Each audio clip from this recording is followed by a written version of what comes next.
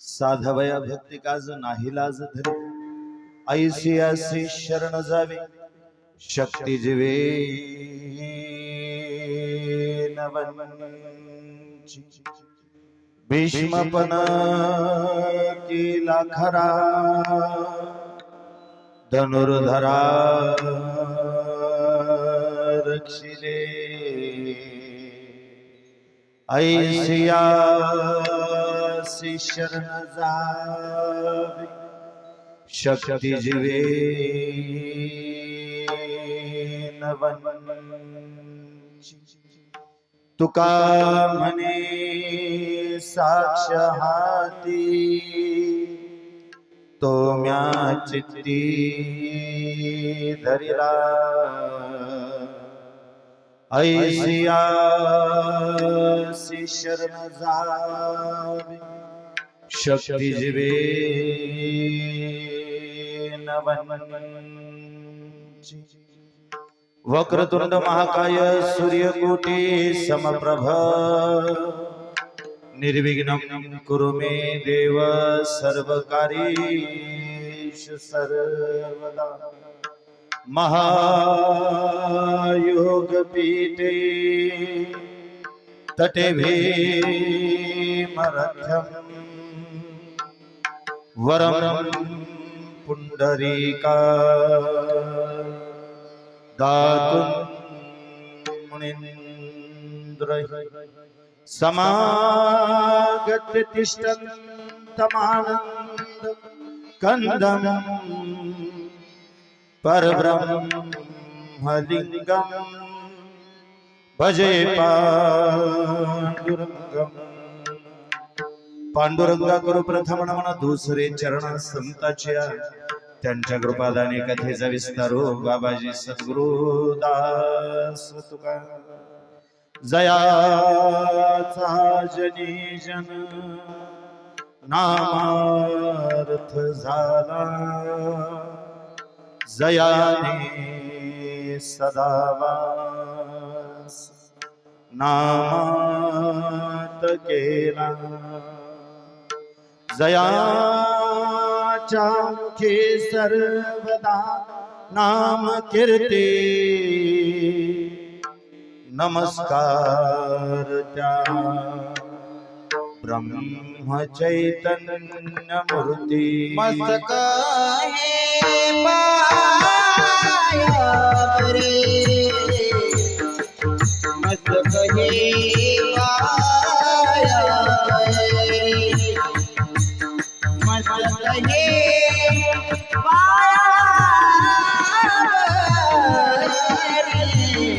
मस्तक हे पाया रे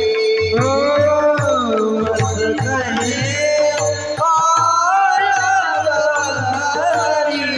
मस्तक हे पाया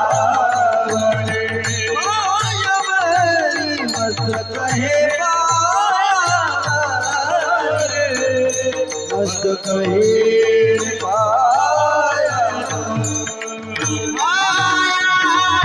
वार करी या वार करी या वार करी प्रतिवर्ती पंढरपुरा प्रतिवर्ती पंढरपुरा प्रतिवर्ती पंढरपुरा प्रतिवर्ती या वार करी संताचा या वार करी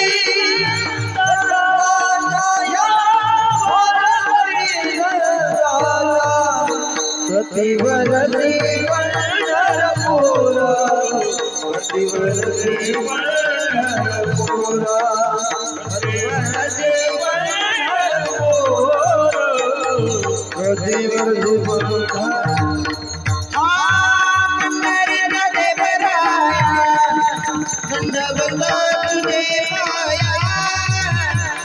प्रतिवर्ती प्रतिवर्ती पंढरपुरा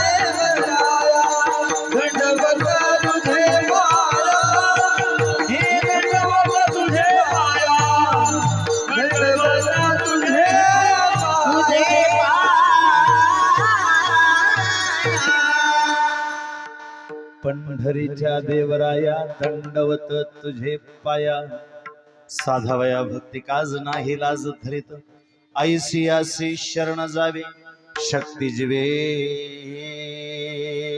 नवन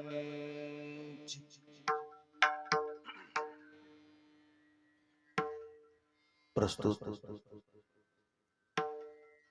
प्राप्त प्रसंगी कीर्तन रूपी सेवेसाठी निवडलेला अभंग गायलेला अभंग उच्चारलेला अभंग अखंड महाराष्ट्राचा विचार करता अखंड विश्वाचा विचार करता या विश्वातील एक अधिकार संपन्न संत मुळात संत म्हटलं की त्याच्या पुढे विशेषत्वाने अधिकार संपन्न हा शब्द जोडावाच लागत नाही.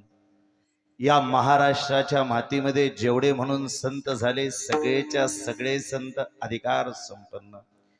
ज्याचा त्याचा अधिकार वेगळा आहे, ज्याचं त्याचं अधिष्ठान वेगळं आहे, ज्याचं त्याचं कार्यकर्तृत्व वेगळं आहे. सध्या त्या प्रयागराजला खूप मोठा सोहळा संपन्न होतोय. काय म्हणायचं त्याला? वा वा, अजून एक शब्द जोडलाय, कुंभमेळा नाही, महाकुंभ म्हणताय त्याला. त्या प्रयागराजला महाकुंभ संपन्न होतोय. बहुतेक त्या उत्तराखंडला देवभूमी म्हणून ओळखलं जातं. वैजनाथ महाराज या भारत विश्वामध्ये 29 घटक राज्य आहेत, त्यातल्या उत्तराखंडला देवभूमी म्हणून ओळखलं जातं, देवाची भूमी म्हणून ओळखलं जातं. आणि माझ्या महाराष्ट्राला संत भूमी म्हणून ओळखलं जातं, संतांची भूमी म्हणून ओळखलं जातं. मला जाणीवपूर्वक सांगू द्या, कधी कधी असं शांत बसलं एकांतात म्हणजे प्रश्न पडतो, ज्ञानोबरायांबद्दल बोलावं की ज्ञानोबरायांनी लिहिलेल्या त्या भगवद्गीतेवरच्या गोड टीकेबद्दल, ज्ञानेश्वरीबद्दल बोलावं, कोणाबद्दल बोलावं? ज्ञानोबरायांबद्दल बोलत असताना शब्द सुचतात, कैवल्याचा पुतळा प्रगटला भूतळा, चैतन्याचा जिव्हाळा ज्ञानोबा माझा, तो मग थेट जायची द्वारी, सोन्याचा पिंपळ अंगी आईसे बळ रेडा बोले. ए जाहीर आहे का गड्या? ज्ञानोबरायांबद्दल बोलत असताना शब्द सुचतात, पण त्या ज्ञानेश्वरी बद्दल बोलत असताना माझ्यासारख्या निर्बुद्धाचे शब्द संपतात आणि मला जनाईकडून शब्द उसने घ्यावे लागतात. ज्ञानेश्वरीचं पावित्र्य किती मोठं आहे, ज्ञानेश्वरीचा अधिकार किती मोठा आहे. माझ्या मुखातून ऐकण्यापेक्षा जनाई सांगते, ज्ञान होय मुढा अति मूर्खा त्या दगडा. ज्ञानेश्वरीमध्ये एवढं सामर्थ्य आहे.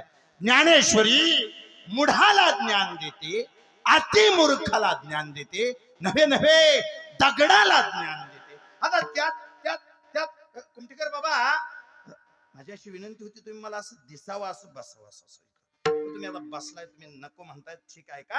माझं असं मत आहे, ह्या 3 शब्दामध्ये मी आणखी एक शब्द जोडतो, मूढ, अतिमूर्ख आणि दगड. त्यात आणखी एक शब्द आहे, कोणता? ध.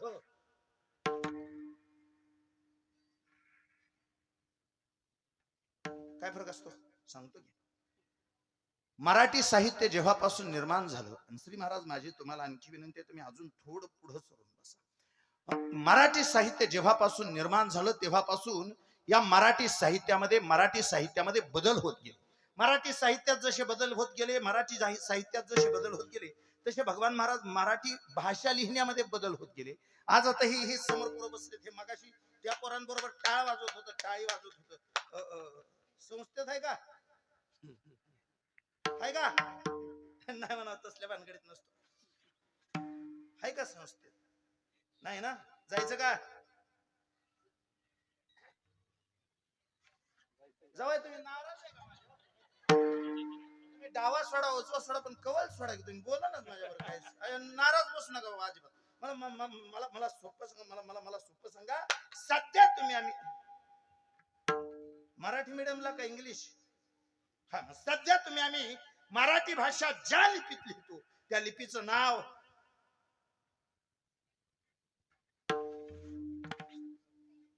नाही, ते उत्तर नाही आठवत, ती मनातली मनात ते उगाच पुढे बसू. उत्तर ते तुमचे तुम्ही बघा, त्याला गरज बी नाही. त्याच्या मनाला असं वाटायला लागलं बरोबर आहे देवबाप्पा. आपण मराठी भाषा आता सध्या ज्या लिपीत लिहितो त्याला देवनागरी म्हणायची. जाणीवपूर्वक आहे का वैजनाथ महाराज अक्क संबंध केलं ते ज्या भाषेत आपण सध्या लिहितोय त्याला देवनागरी, ज्या लिपीत लिहितोय त्याला देवनागरी म्हणायचं. मी जाणीवपूर्वक बोलतो. आता देवनागरी लिपीमध्ये जशी अक्षरं लिहिली जात आहेत तशी जुन्या लिपीमध्ये लिहिली जात नव्हती. माझं बोलणं पटत नसेल तर तुमच्या पाठीमागे बाबा आहेत त्यांना विचारून घ्या. त्यांना विचारा देवनागरीच्या अगोदर जी लिपी वापरली जाते होती त्याला मोडी लिपी म्हणायची. जसं क लिहिलं जातंय तसं मोडीत क लिहिलं जात नव्हतं. जसं ख लिहिलं जातंय तसं मोडीत ख लिहिलं जात नव्हतं. जसं ग लिहिलं जातंय तसं मोडीत नाही कोणतंच अक्षर जसं त्या तसं लिहिलं जात नव्हतं. मराठीतल्या त्या काही अक्षरांमध्ये बदल होत गेला. पण जाणीवपूर्वक सांगतो या मराठी भाषेत असं एक अक्षर आहे ज्याच्यात आजपर्यंत एकदाही बदल झाला नाही. कधीपासून, जेव्हापासून ही मराठी भाषा निर्माण झाली तेव्हापासून आजपर्यंत त्या अक्षरामध्ये थोडा सुद्धा बदल झाला नाही. ते अक्षर आहे ध. कोणतं? म्हणजे अजून सुद्धा बघा वर्गात एखादा पोरगा असा असतो त्याला कितीही शिकवलं त्याच्यात काही बदल होत नाही. गुरुजी त्याला ढ म्हणतात. नाहीत म्हणत का? ज्याला काही सांगितलं नळी फुंकले स्वनारे इकडून तिकडे गेले वारे, ज्याच्यामध्ये काही बदल होत नाही, भात मिळतो म्हणून शाळेत जाणारा विद्यार्थी असला की त्याला ढ म्हणायचं. ढ पेक्षा मूर्ख असेल अतिमूर्ख म्हणायचं. त्याच्यापेक्षा मूर्ख असेल तर मूढ म्हणायचं. आणि सगळ्यात मूर्ख असेल तर त्याला दगड म्हणायचं. आता दगडाचं वर्णन करण्यासाठी मी तुमच्या पुढे अजिबात उभा राहिलो नाही. पण म्हणतात पाठीमागल्या काही दिवसापूर्वी रोहित बुवा त्या गंगामाईला पूर आला आणि गंगामाईला पूर आल्यानंतर त्या नदीच्या काठावरती एक दगड होता. तो दगड त्या पुराच्या पाण्यात भिजला आणि तो दगड त्या पुराच्या पाण्यात भिजल्यानंतर तो दगड त्या पुराच्या पाण्याने ओला झाला. एवढा ओला झाला असे बरेच दगड आहेत जे फक्त पूर आल्यापुरते ओले होतात. पुराला की तेवढ्या पुरते ते ओले होतात. गावात पारायण सुरू झालं की असा फिरतो जणू काय त्याची उलटी ज्ञानेश्वरी पाठ आहे. तिकडे बघितलं असं वाटतं भला मोठा साधक आहे कोणाच. पण कुठपर्यंत? जोपर्यंत पूर आहे तोपर्यंतच. आणि माझा स्वतःचा अनुभव असा आहे आयुष्यात पूर कोणताही असू द्या ओसरतो एवढं मात्र नाही. पूर ज्ञानाचा असला ओसरतो, धनाचा असला ओसरतो, संपत्तीचा असला ओसरतो, सामर्थ्याचा असला ओसरतो, सौंदर्याचा असला ओसरतो. पूर आहे म्हणजे ओसरणार एवढं मात्र निश्चित. काही दिवस त्या पुराच्या पाण्यात राहिलेला तो दगड पण झाला असो काही दिवसानंतर त्या पुराचं पाणी ओसरलं आणि तो दगड कोरडा पडला. लेकरांनो मला सांगा रे, जेव्हा तो दगड पुराच्या पाण्यात होता तेव्हा त्या दगडाने त्या पुराच्या पाण्यातले 10 घोट पाणी पिलं असेल का 15 घोट?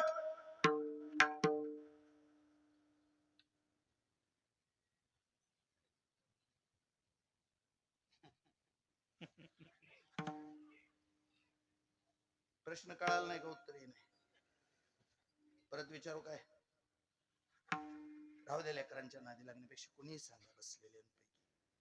जेव्हा तो दगड त्या पुराच्या पाण्यात होता तेव्हा त्या दगडाने त्या पुराच्या पाण्यातले 10 घोट पाणी पिलं असेल का 15 घोट?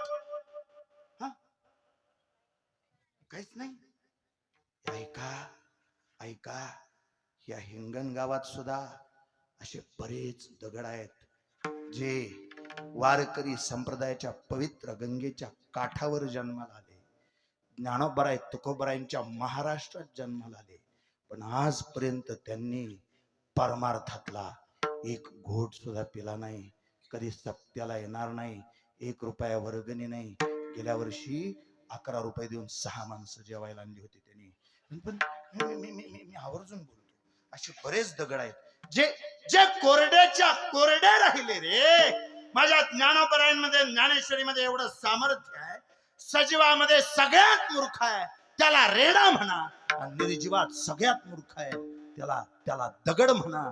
सजीवातला सगळ्यात मूर्ख ज्ञानोबरायांनी बोलायला लावला आणि निर्जीवातला सगळ्यात मूर्ख चालायला लावला. मैत्री पुत्रामुखी बोल विलास मैत्री पुत्रामुखी बोलविला ज्योती मैत्री पुत्रामुखी बोलविला ज्योती मैत्री पुत्रामुखी बोलविला ज्योती मैत्री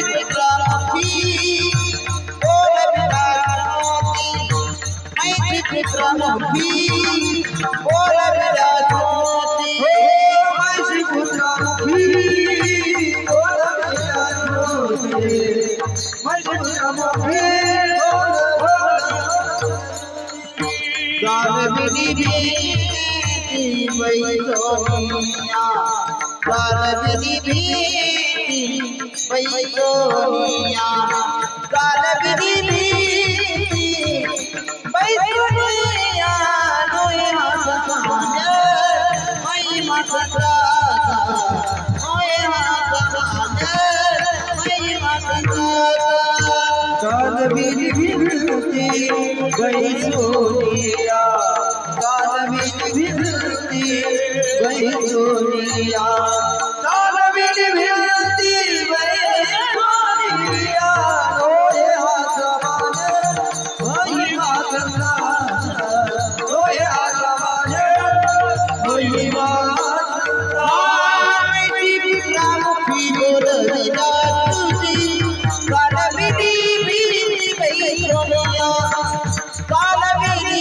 भीती बैसोनिया कालबिनी भीती बैसोनिया मैत्री पुत्रामुखी बोलविला तुझी कालबिनी भीती बैसोनिया कालबिनी भीती बैसोनिया कालबिनी भीती बैसोनिया म्हैसी पुत्रा मुखी बोलविल्या श्रुती चालविली भिंती बैसुनिया तो मग थेट रेड्या मुखी वेद बोलविला गर्व द्विजाचा हरविला जाहीर ऐका गड्या ज्ञान म्हटलं की ज्ञानोबराय शांती म्हटलं की पैठण निवासी शांती ब्रह्म एकनाथ महाराज भक्ती म्हटलं की संत शिरोमणी नामदेवराय आणि वैराग्य म्हटलं की जगद्गुरु तुकोबाराय त्यातला वैराग्याचा मूर्तिमंत पुत्र असणारे जगद्गुरु तुकोबाराय आजच्या अभंगामध्ये त्या विटेवरच्या मालकाचा स्वभाव सांगतात तो जगाचा बाप तुमच्या आमच्यासाठी काय करू शकतो याचं वर्णन करताना तुकोबारायांच्या मुखातली भाषा आहे तो विटेवरचा मालक आपल्यासाठी साधवया भक्ती काल तो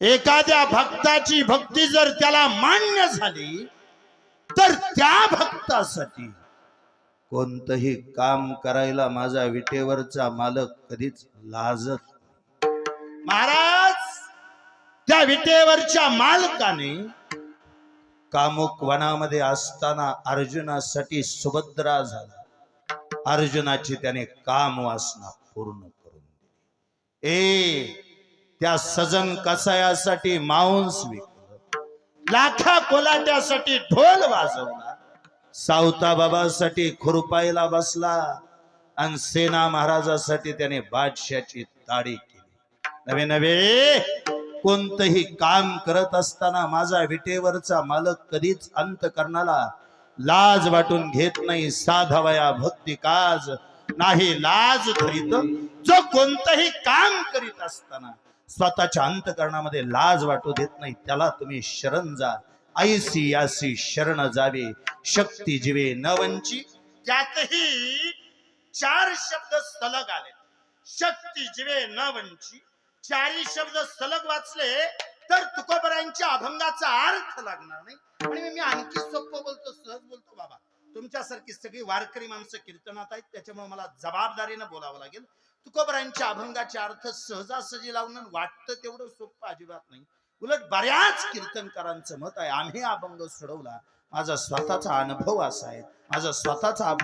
असा आहे कीर्तनकार अभंग सोडवत नसतात उलट अभंगच कीर्तनकारांना सोडवत असतात काय अर्थ लावायचा शक्ती जीवे न वंची हिथं तिथं अर्थ लावण्यासाठी शब्दांची थोडीशी युती करावी असं बऱ्याच वेळा होतं माझ्याकडे आणखी एक अभंग आहे बघा आठवत असेल तर बघा तुम्ही सगळे मला मदत कराल अशी माझी इच्छा आहे. मला कधी कधी एखादी गोष्ट नाही आठवली तर तुम्ही मदत करा, एवढी माझी तुम्हाला नम्रतेची विनंती आहे. तुकोबरायांचा आणखी एक अभंग आहे रोहित बुवा, धन्य ते संसार. या जगामध्ये कुणाकुणाला धन्यता आहे याची यादी करत असताना तुकोबरायांनी एक अभंग रचलाय, धन्य ते संसारी दयावंत जे अंतरी येथे उपकारासाठी आले घरजा वैकुंठी. लटके वचन थांबा थांबा. धन्य ते संसारी म्हणजे संसारामध्ये कोण कोण धन्य आहे, आणि तिथं तुकोबराय म्हणतात लटके वचन म्हणजे लबाड बोलणारे धन्य ते संसारी. बरं अभंग आताच आता आली लबाडांना किंमत नाही असं नाही, पण पण अभंग 400 वर्षाचा जुना आहे. त्यावेळी बहुतेक लबाडांना किंमत नव्हतीच नव्हतीच नव्हतीच. आणि हे सांगतो लबाडांना तात्पुरतीच किंमत येत्या, चिरकाल किंमत येण्यासाठी माणसाला सत्याचाच मार्ग धरावा लागतो. चला, लटके वचन लबाड बोलणारा धन्य ते संसारी नाही देही उदासीन, जो देहावरती उदासीनच राहत नाही. नाही नाही काय करावं लागतं, कधी कधी शब्दांची फोड करून शब्द पुढं माग जोडावा लागतो. आता पाठीमाग रोहित बुवा झाला असं आमच्या गावात त्या गणपतीच्या काळात एक नवीन कीर्तनकार उभा राहिला. बहुतेक काही सीझन असे असतात नवीन पोरं त्यावेळी फेटा बांधतात आणि बांधला बी पाहिजे. हे जर हे रेकॉर्ड होत असेल तर मला ऑन रेकॉर्ड सांगू द्या, नवीन पोरांनी फेटा बांधला, जुन्यांनी अजिबात पोटात दुखून द्यायचं. गावोगाव 5-50 गावोगाव जर 5-50 दारुडी खपत असतील, 1-2 बुवा झालं मग काय अडचण. त्यांच्यात वेळ आहे.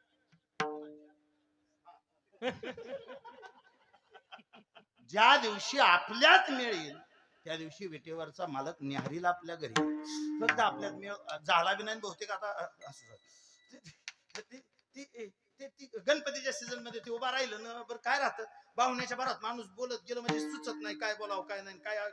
नवीन नवीन कीर्तनाला उभं राहिलं म्हणजे गावल्या आणि त्याला काय सांगावं काय नाही असं होत रे बुवा, किती सांगेन किती नाही, किती सांगेन किती नाही. त्याने गणपतीची कीर्तन ती बोलता बोलता गणपतीच्या आरतीचा अर्थ सांगायला सुरुवात केली. बरं 1-2 शब्द त्याला पहिलं सोपं लागलं, त्याच्यामुळे मऊ लागले होते, कोपराने खांद ना. पहिल्यांदा मला सुख करता म्हणजे सुख करणारा, दुःख हरता म्हणजे दुःख हरणारा, वार्ता आणि पाठ केलेला अडचणीत वार्ता विघ्नाची, वार्ता म्हणजे बातमी, विघ्नाची म्हणजे वाईट.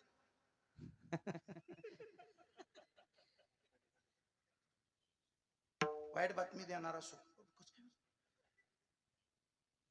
त्याला काय करावं लागतंय, वार्ता विघ्नाचीला पुढच्या चरणातला नुरवी जोडावा लागतो, मग अर्थ लागतो नाही असं नाही. हे विनाकारण बिगर अर्थाचं लिहिलंच नाही हो, हे अर्थासहितच लिहिलंय.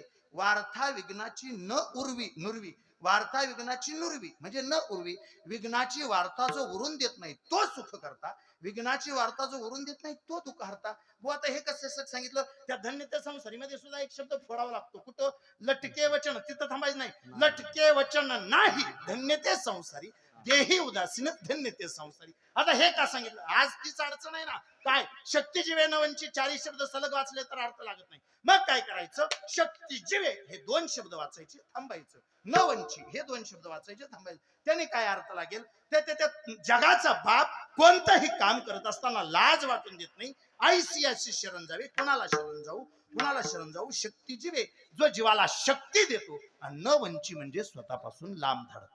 बुवा हे सगळं पटलं आम्हाला, फक्त अडचण अशे एवढंच सांगा, एवढं सांगा, एवढं सांगा.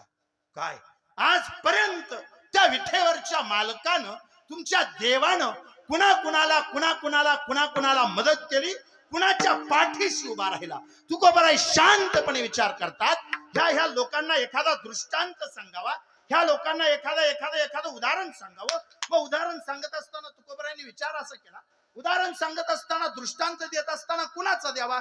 तुकोबरायांना असं वाटलं रामायणातला दृष्टांत द्यावा.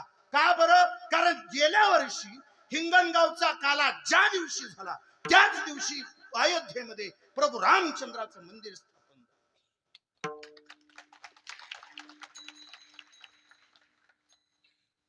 असंच झालं का तुमच्या? कसं काय देणार, जागर मी केलं सासवली त्यांना ठेवावं लागतं ना.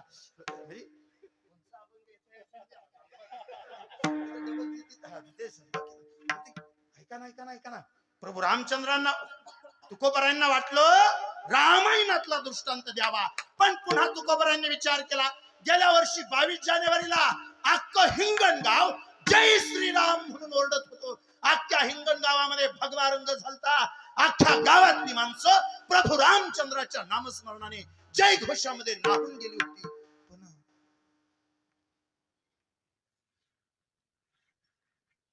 त्या रामाचा आमच्याकडून उच्चार झाला का आचार?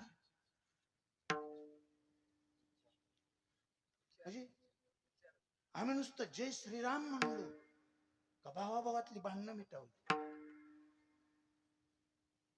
तेवढं दिवसभर आम्ही जय श्रीराम म्हणत होतो. बुवा राहुल बुवा माफ करा मला, माझं स्वतःच स्वच्छ मत आहे.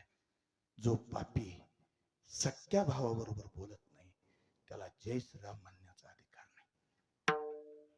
ते रामायण म्हणजे काय असं मनोरंजनाच्या गोष्टी आहेत का? माणसाने घरात एकमेकांशी कसं वागावं याचं जिवंत आणि ज्वलंत उदाहरण म्हणजे रामायण आहे. माझं स्वतःच स्वच्छ मत आहे. 22 जानेवारीला तो प्रभू रामचंद्र जर आला होता ना, तर या हिंगणगाववाल्याने प्रत्येकाने घराघरात रामायण उभा करायला पाहिजे होतं. ज्या घरात भावावरती प्रेम करतो समजायचं त्या घरात रामायण जिवंत आहे. ज्या घरात जावाजावांमध्ये प्रेम आहे समजायचं त्या घरात रामायण जिवंत आहे. ज्या घरात सासू सुनांचं एकमेकींबद्दल प्रेम आहे त्या घरात रामायण जिवंत आहे.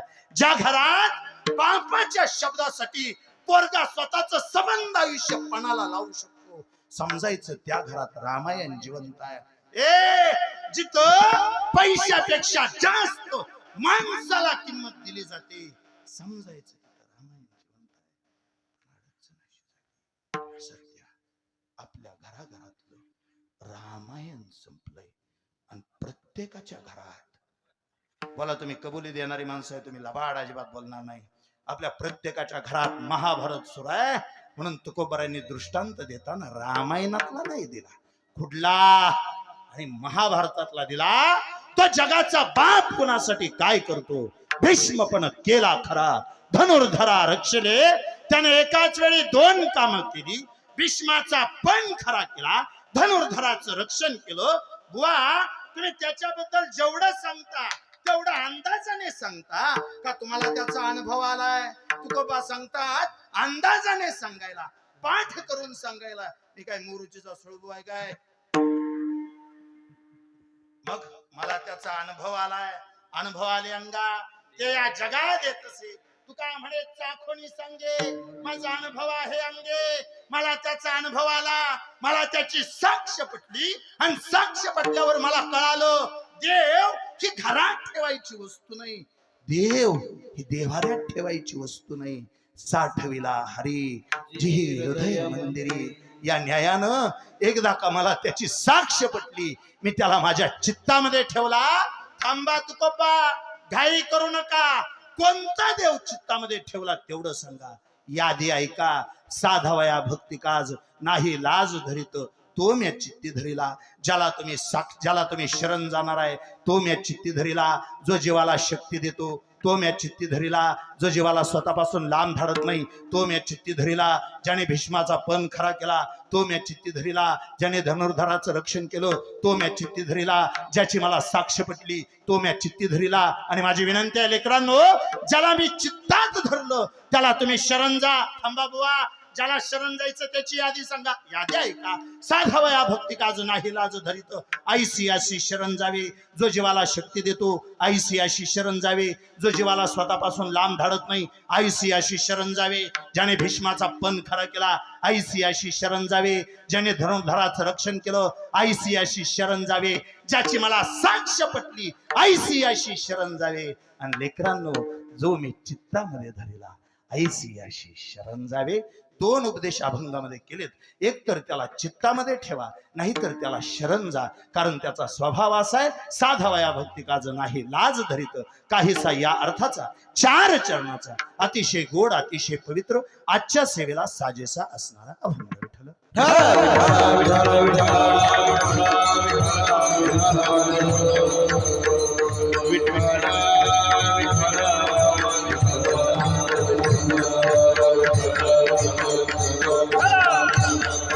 काही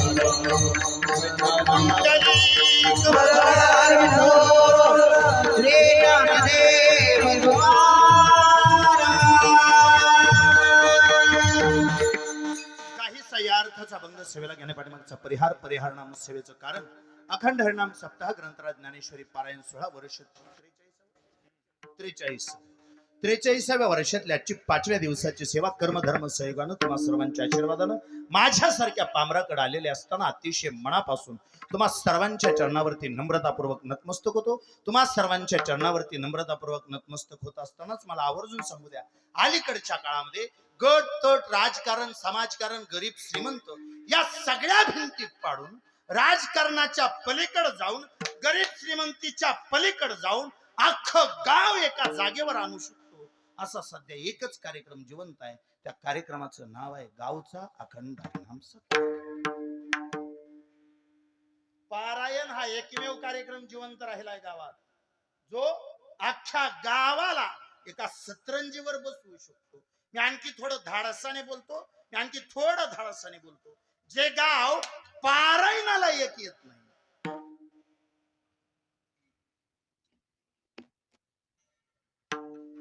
गावाची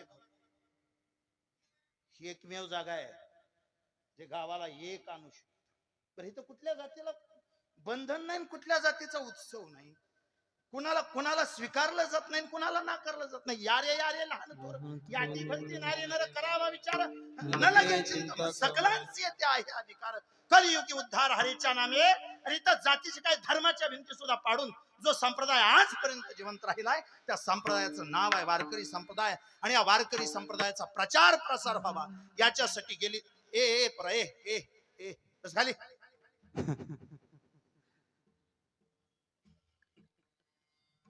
गेली 43 वर्ष या मातीमध्ये या भूमीमध्ये संपन्न होत असणाऱ्या या पारायण सोहळ्याच्या निमित्ताने ज्यांचं योगदान या पारायणासाठी असेल त्या प्रत्येकाच्या चरणावरती नम्रतापूर्वक नतमस्तक होतो. सर्वांच्या चरणावरती नतमस्तक होत असतानाच ज्यांच्याकडे बघून आम्ही लहानाचं मोठं झालो, गुरुवर्य नंदकुमार महाराज कुमठेकर त्यांच्या चरणावरती नम्रतापूर्वक नतमस्तक होऊन ज्यांनी या सोहळ्यासाठी सहकार्य केलं असेल, प्रत्यक्ष अप्रत्यक्षरित्या सहकार्य करणाऱ्या सर्वांच्या चरणावरती नतमस्तक होतो आणि निवडलेल्या अभंगाकडे प्रवृत्त होतो. विठ्ठल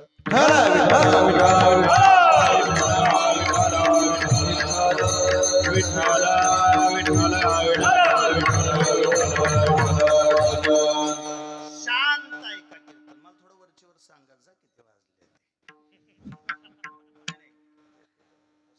किती वाजले रे आता? घास केवढा धरायचा कळत नसलेले लगा रोय 10 वाजल्या. माझ्याकडे अख्खा 1 तास शिल्लक आहे. वा संबंध एका तासात मी अभंगावरती चिंतन मांडण्याचा प्रयत्न करेन. आणि सोपा आहे का, शांत आहे का?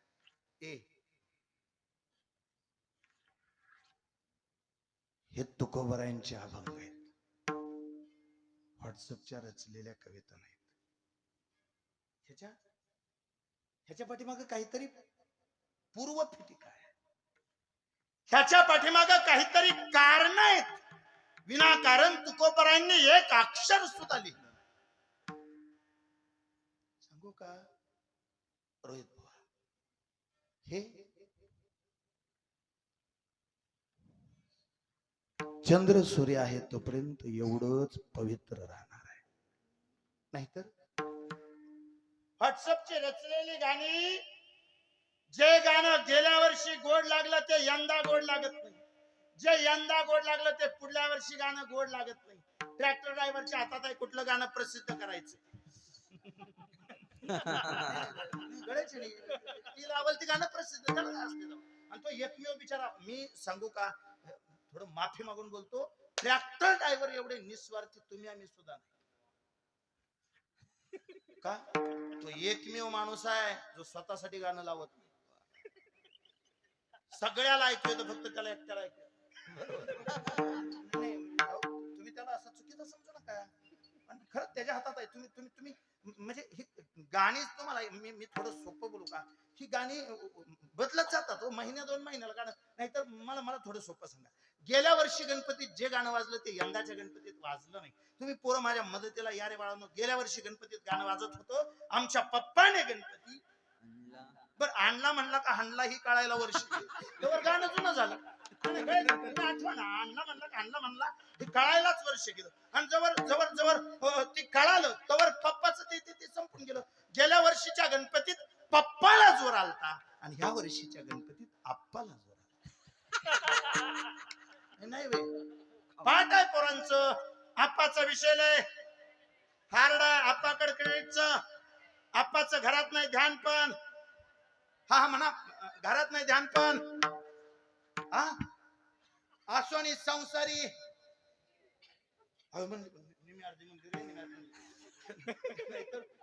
आसोनी संसारी बुवा आपापल्या घरी. येणाच पुढचं म्हणल्यावर काय म्हणायचं काय म्हणायचं सोपं बोलू का. प्रत्येक वर्षी नवीन गाणं येतं.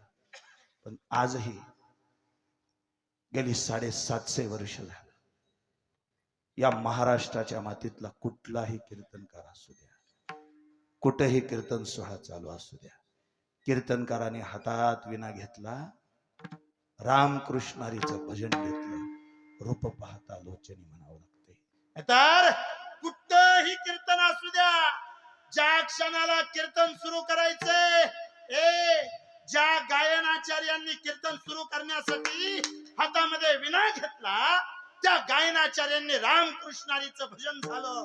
ती बहुतेक सुंदर ते ध्यान अभंग म्हटलाय. आजपर्यंत त्याला कधी बाधा आली नाही. आजपर्यंत तो कधी विटला नाही. फक्त आमची अडचण अशी आहे, आम्हाला असं वाटतं सुंदर येते ध्यान म्हणजे अभंग माणसं गोळा करायचा अभंग. यारे यारे यारे बाबा यारे असं सुंदर येते ध्यान. मी स्वच्छ बोलतो. तुकोबरायांचे अभंग म्हणजे वाटतात तेवढे सोपे नाही. प्रत्येक अभंगाच्या पाठीमागं काहीतरी पूर्वपीठिका आहे. आजच्या अभंगाच्या पाठीमागची पूर्वपीठिका ऐकत असाल तर शांतपणे ऐका. त्या देहूमध्ये एकादशीच्या कीर्तनाची परंपरा होती. हे कसं प्रत्येक एकादशीला कीर्तन असतात बघा. नांदलला मला वाटतं काय अमावस्याला कीर्तन असतात. आता अमावस्याला आहे बघा ते भैरवनाथ आहे पण एक परंपरा त्यांच्याकडे आहे ना. हा तशी देहूमध्ये एकादशीची परंपरा. प्रत्येक एकादशीला कीर्तन. बर काय व्हायचं, तुकोबराय कीर्तनात येऊन बसायचे. मी तुकोबरायांबद्दल बोलतो. तुकोबराय कीर्तनात येऊन बसायचे. बसता बसता तुकोबरायांच्या लक्षात आलं बसण्यापेक्षा उभा राहिलेलं कधी चांगलं आहे. म्हणून तुकोबराय टाळ घेऊन उभा राहायला लागले. आणि माझं स्वच्छ मत आहे, आज ही लेकरं कीर्तनात टाळ घेऊन उभा राहिलेत. कीर्तनात टाळ घेऊन उभा राहण्यासाठी आईची कुस पवित्रच असावी लागते. आईची कुसच पवित्र असावी. ते तुकोबराय कीर्तनात टाळ घेऊन उभा राहायला लागले. पण भगवान बुवा वैजनाथ बुवा झालं असं, तुकोबरायांच्या असं लक्षात आलं काय, टाळ घेऊन उभा राहणाऱ्यापेक्षा म्हणणारच जरा बरं आहे.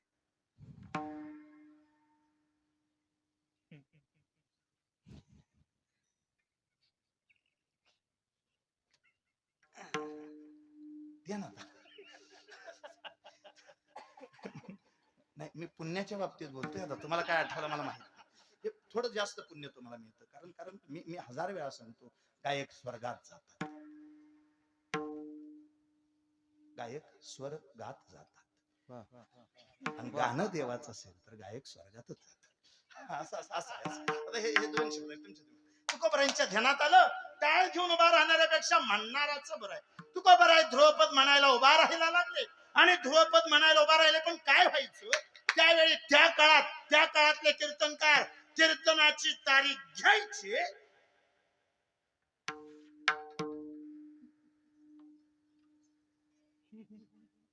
कधी सांगताय बुवा त्यावेळेस काय कीर्तनकार कीर्तनाची तारीख घ्यायचे येत नसायचे. मग अशी मला कोणतरी म्हणलं आमक्या तमक्या. नको बाबा तुमची तुम्ही घ्या. नाही आला म्हणजे कुणाला कुणी बांधील राहायचं कुणाला. तर चालूला गडी वाढून आलं काय नाही असं जुन्या काळात ही कीर्तनकाराकडून तारीख बुडायची नाहीच नाही. शांत आहे का? फक्त जुन्या काळातल्या बाबा तारखा देताना अशा फोनवर न दिल्या जात नव्हत्या. तारखा एकतर पंढरपुरात आषाढीच्या निमित्ताने, नाहीतर समाधी सोहळ्याला आळंदीला गेल्यानंतर समाधी सोहळ्याच्या निमित्ताने आळंदीला. त्यातही कीर्तनकार तारीख लिहिताना आताच्या सारखं तारखीव लिहित नव्हतं, तिथीव लिहायची. ज्या तिथीला तारीख लिहिली त्या तिथीला 9 वाजेपर्यंत तो कीर्तनकार त्या गावात येणार म्हणजे येणारच. समजा एखादा कीर्तनकार 9 वाजेपर्यंत नाही आला, कुठं आलाय, आला का, पोहोचला का, जेवणार आहे का, किती, कुठं काय होत, काहीच नाही. 9 वाजेपर्यंत वाट बघायची, 9 वाजेपर्यंत वाट बघायची. समजा 9 वाजेपर्यंत कीर्तनकार नाही आला, त्याच्या जागेवर दुसरा कीर्तनकार उभा करायची. फक्त एक आहे, दुसरा कीर्तनकार उभा करताना कीर्तन सुरू होण्याआधी ज्या कीर्तनकाराला तारीख दिलती अख्खं गाव 2 मिनिटं उभा राहायचं. ज्याला तारीख दिलती त्याला भावपूर्ण श्रद्धांजली व्हायचं आणि मग कीर्तनाला झोपायचं. म्हणजे ज्या अर्थी कीर्तनकार आला नाही, बहुतेक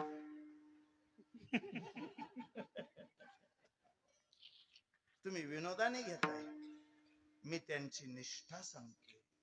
सांगू मी दुसऱ्या भाषेत, मेले तरच कीर्तनकार तारीख बुडवत होते, अन्यथा बुडतच नव्हते. हे भाव सांगायचं. मग कीर्तनकार नाही आला, कीर्तन बुडायचं.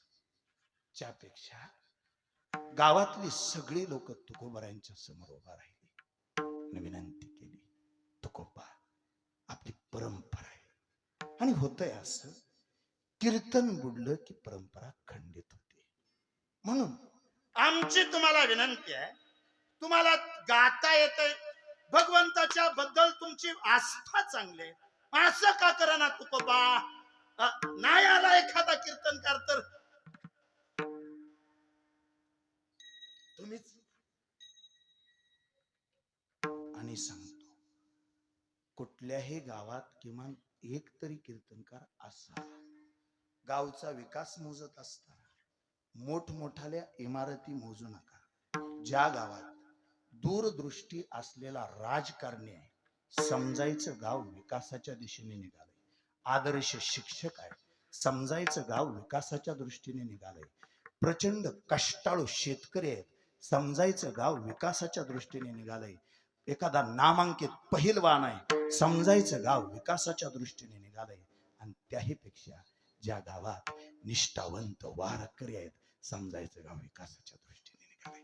गावाचा विकास मोजत असताना हे बी मोजत चला. गावातला एखादा कीर्तनकार उभा राहत असला, त्याच्या पाठीशी उभा राहिला शिका, त्याच्या आवर्जून उभा राहिला शिका. अरे आपली माणसं 1000 वेळा आपल्याला उपयोगाला येतात, नाही कसं. गावातल्या लोकांनी विनंती केली, तुकोबा तुम्हीच कीर्तनाला उभा राहा. तुकोबांनी सांगितलं, राहिलो असतो, अडचण नाही हो, काय परवानगी नाही. कुणाची? पांडुरंगाची. तो म्हणला नाही, तुकोबा तुम्ही कवित्व करा म्हणून. ज्या दिवशी तुकोबारांच्या मुखातून हे शब्द आले, त्याच दिवशी विठेवरचा मालक तुकोबारांच्या स्वप्नात आला आणि तुकोबारांना सांगितलं, तुकोबा तुम्ही कवित्व करा. पाहुनिया ग्रंथ करावे कीर्तन, या न्यायानं तुकोबाराय कीर्तन करायला लागले. अडचण झाली. काय बुवा, मोठी अडचण झाली. पिनू महाराज, अडचण काय झाली? तुकोबारायांना कीर्तन करायला सांगितलं होतं, तुकोबाराय कीर्तन जगायला लागले.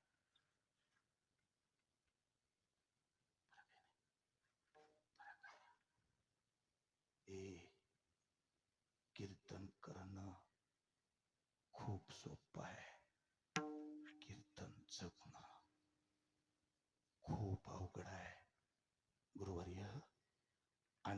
तुकारामदास पाटील त्यांच्या कीर्तनात बोलून गेले, कीर्तनकार 2 तास किती चांगलं कीर्तन करतो याला शून्य किंमत आहे, उरलेल्या 22 तासात किती चांगलं वर्तन करतो याला जास्त किंमत आहे, याला जास्त किंमत आहे. कीर्तन करणं सोपं आहे, कीर्तन जगणं अवघड आहे. अजून सांगू का, कीर्तनावर जगणं सोपं आहे, कीर्तन जगणं अवघड आहे. बोले तैसा चाले त्याची वंदावी पावले, तुकोबराय कीर्तनात जसं सांगायचे तसंच दिवसभर जगायचे. त्यामुळं लोकांचा तुकोबरायांवर विश्वास बसला. सांगू, ज्याचं आचरण शुद्ध आहे बहुतेक त्याच्या मुखातून माझा पांडुरंग बोलत राहतो. कीर्तनाला गर्दी जमायला लागली, 18 पगड जातीची माणसं कीर्तनातून बसायची.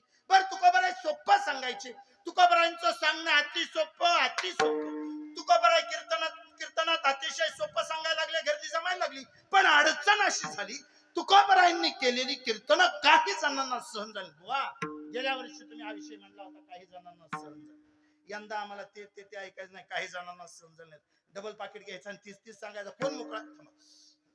मी अजून वाचून आलो, नाही जागराज कीर्तन होतं त्यामुळे बहुतेक हा विषय आला होता थोडासा, पण मी आज थोडं त्याच्या पुढे वाचून आलोय. असं मी खरंच कुणी त्रास दिलता त्यांची नावं घेऊन आलोय.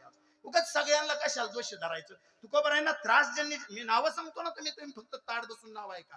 तुकोबरायांना ज्यांनी त्रास दिलता त्या यादीतलं पहिलं नाव, ह्या पुणे सोलापूर हायवेला केडगाव चौफुला आहे, त्या केडगाव चौफुल्याच्या खाली एक पारगाव. आज मी त्या पारगावला सालूमालू पारगाव म्हणून ओळख. तिथले संत होते सालूमालू. तुकोबरायांना पहिला त्रास दिला त्या सालूमालूनं. काय त्रास दिला? ते सालूमालू तुकोबरायांच्या कीर्तनात येऊन बसायचे. तुकोबरायांचं कीर्तन चालू असलं की जुने कीर्तनकार एकमेकाच्या कीर्तनाला वही पेन घेऊन जायचे. आताचे रेकॉर्डर चालतात. असंच होतंय माझं, सांगायचं राहून जाते मध्येच. ते सालूमालू कीर्तनात वही पेन घेऊन बसायचे.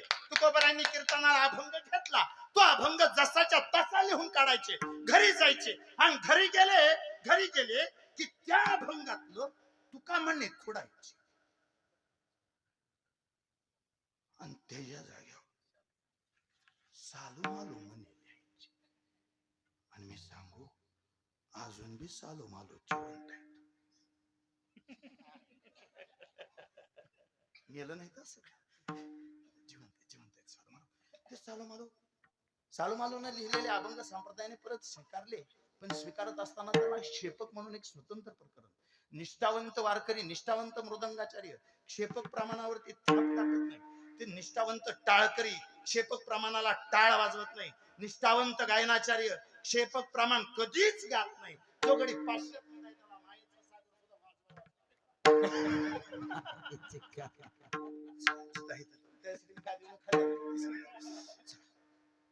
कुठालता लय अवघड हाय गड्या वाजवायचंच त्याला वाजवायचं. निष्ठावंत कवाच पकवाजावर थाप टाकणार नाही, निष्ठावंत कवाच मुखातून गाणार नाही. असं आपण असं म्हणत बसलो लोकांनी त्याच्यावर पैसे कमवला. कुठं पहिला त्रास त्या सालूमालून दिला. पहिला त्रास सालूमालून दिला, अभंग स्वतःच्या नावावर केले तुकोबरायांची. दुसरा त्रास त्या वाघोलीच्या रामेश्वर भट्टानं दिला, तुकोबरायांची गाथा बुडवली. तिसरा त्रास चिंचवडच्या चिंतामणी देवाने दिला. चिंतामणी देवाला सहन होत नव्हतं. काय? तुकोबांसारख्या कुंड्याच्या पोरांनी कीर्तन करावं आणि ब्राह्मणांनी कीर्तनात टाळ घेऊन उभं राहावं, हे आम्हाला कधीच पटणार नाही. त्यापेक्षा स्वतःच्या सेवकाला सांगितलं, जा म्हणले, जा त्या तुकोबाचं कीर्तन बंद करा. सेवक धावत आला, देहूत आला, कीर्तन बंद करायला आला. आणि कीर्तन बंद करायला आल्यावर अडचण अशी झाली, देहूत पोहोचला तेव्हा तुकोबरायांचं कीर्तन चांगलं रंगात आलं. त्याच्या मनाने त्याने विचार केला, असं बी बंद करायचंय, तसं बी बंद करायचंय. लैंदी झालं या बुवाचं नाव ऐकून नाही, कीर्तन काय ऐकाय गावत नाही. मग आज आल्याचे बंद करायचं. त्याला काय कळत? व्हिडिओ कॉल होता,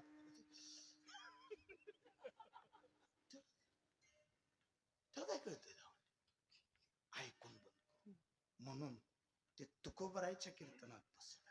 आता ऐका एक भाव सांगतो. माझ्यासारख्या निर्बुद्धाच्या कीर्तनात जर तुम्ही एवढे शांत बसत असाल, साक्षात तुकोबरायांचं कीर्तन किती गोड लागत असेल. ते कीर्तनात बसलो आणि त्याला कीर्तन एवढं भावलं, एवढं भावलं, एवढं भावलं. कीर्तन संपलं. धावत तुकोबरायांजवळ गेलं, पायाला मिठी मारली आणि बुवांना सांगितलं, बुवा आजपासून मी तुमच्या कीर्तनात टाळ घेऊन उभा राहणार. हे आलत कशाला कीर्तन बंद हा? आणि झालं काय? असंच घडलं होतं. 1.5-2 वर्ष झाली त्याला. काय कीर्तन बंद करायला आलं, टाळ करीत झालं. कवा गुलाबरावाला आणाई, एकनाथरावाला आणाई गुलाबराव पाटील गेलं, त्या टोळीचं मुकदम महागारी आलंच नाही. त्याच्या पुन्हा बरंच पाणी गेलं ते. माझा हे बहुतेक असं झालं, तुम्ही नाही आठवत, बहुतेक तसंच झालं. ते तिकड ते तुकोबरायांचं झालं, महागारी आलंच नाही. पहिला, दुसरा, तिसरा त्रास आणि चौथा त्रास देहूतल्या मंबाजी बुवाने दिला. आता फक्त तुम्ही सगळे माझे गुरुबंधू या न्यायानं माझं एवढं वाक्य तुम्ही सर्वांगाचं कान करून ऐकावं, एवढी माझी इच्छा आहे. वाईट लोकांनी कितीही त्रास दिला तरी वारकऱ्याने स्वतःचा मार्ग बदलायचा नसतो, हे मात्र नाही. आणि एवढंच ध्यानात ठेवा देवा, तुम्हाला लय लोकांनी चांगलं, अजिबात त्या भानगडीत पडू नका. दुनिया तुम्हाला कवाच चांगलं म्हणणार नाही. पडूच नका त्या भानगडीत.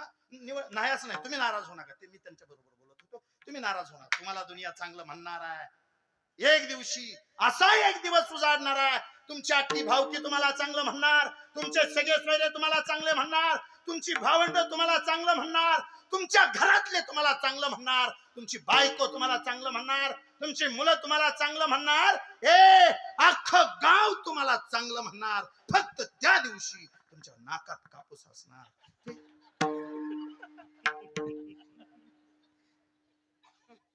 ऐकाय तुम्ही नसणार. नाही गळ्याचे नाही, माझं पदार्थ बोलणंच नाही तेव्हा. पद्मश्री सिंधुताई सपकाळ एके ठिकाणी अशा म्हणून गेल्या होत्या, या महाराष्ट्रात मोठं होण्यासाठी मरावंच लागतं. मरेपर्यंत हा महाराष्ट्र कोणाला मोठं म्हणत नाही. आणि मी सांगतो, नका लोकांकडे बघून परमार्थ. लोक जगून देणार नाहीत तुम्हाला. चांगलं चालला तरी नावं ठेवणार, वाईट चालला तरी नावं ठेवणार, सरळ मार्गाने चालला तरी नावं ठेवणार, वाईट मार्गाने. बरं काय अपेक्षा करावी? रामाला सोडलं नाही दुनियाने, तुम्ही आम्ही कोण आहे? रामाला चांगलं म्हणले का नावं ठेवली? बरं त्याने एवढी कळवंडी करून बायको आणली, त्याची महागारी राहून दिली का घरात? हितच ह्याच तालुक्यात आणून सोडावं लागली. बहुतेक तुम्हाला माहितीच नसेल, हितच सीताबाईचे डोंगर आहे.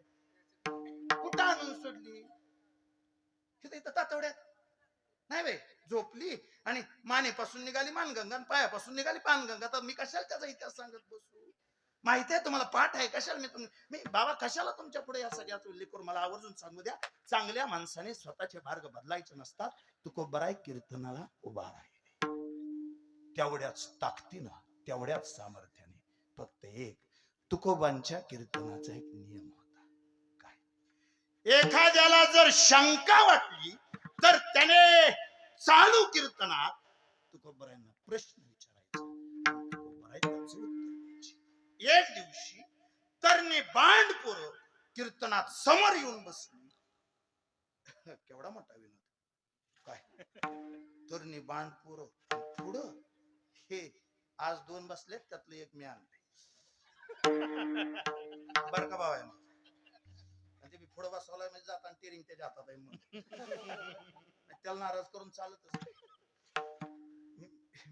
मी काय सांगतोय, तरुणी पोरण कीर्तनात पुढं, केवढा विनोद. नाही तेव्हाच नाही, तरुणी पोरं हित नाहीत पुढं.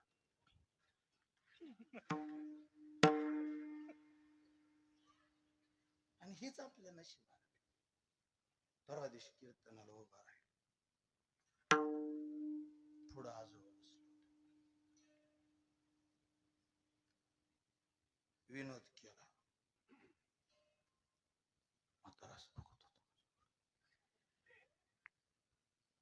हसताना. मला एक दुसरी बाजू, मी रडू चांगला. कोणी भागवताचार्य, कोणी रामायणाचार्य, गडी वर्ष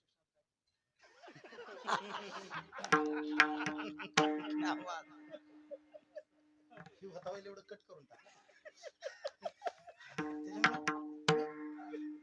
उलट माझा हातखंडा तिकडे जास्त आहे. मी हसावली माणसं सगळे हसायचे पण मात्र असं नका म्हणलं बाबा, हुशार माणसं हसत नाही का? त्यांची हुशारी त्यांना हसून देत नाही. अजून सांगू का, लय जणाला मोठेपणाचा आनंद घेऊन देत नाही, जीवनाचा आनंदच घेऊन देत नाही त्यांचा मोठेपणा. असं जाऊ द्या, चला मी हसवलं मात्र मी रडवलं. पोलीस मी कामापुरतं चिंतन पाठ केलं, आपलं कुठं गेलं तरी झाकून जावं तेवढं चिंतन पाठ केलं. मी चिंतनाची बाजू सांगितली तरी म्हातारा हसत. मग आता काय फास घेऊ का त्याच्या? हसावलं हसणं, रडावलं रडणं, चिंतन सांगितलं तरी त्याच्या चेहऱ्यावरची रेष बदल ना. बरं, माझा आणखी एक अनुभव आहे देवा. तुम्ही असं पडक्या तोंड्यात माणूस पुढे बसवायचा, कुणाला गाच नाही, कोणाचा गळ्याच्या नाही, उगा त्याने मानस कसलीच प्रतिक्रिया द्यायची. भलं बैल कीर्तनकार मी फेल गेलेलं बघितलं. एकच महात्मा आहे महाराष्ट्रात,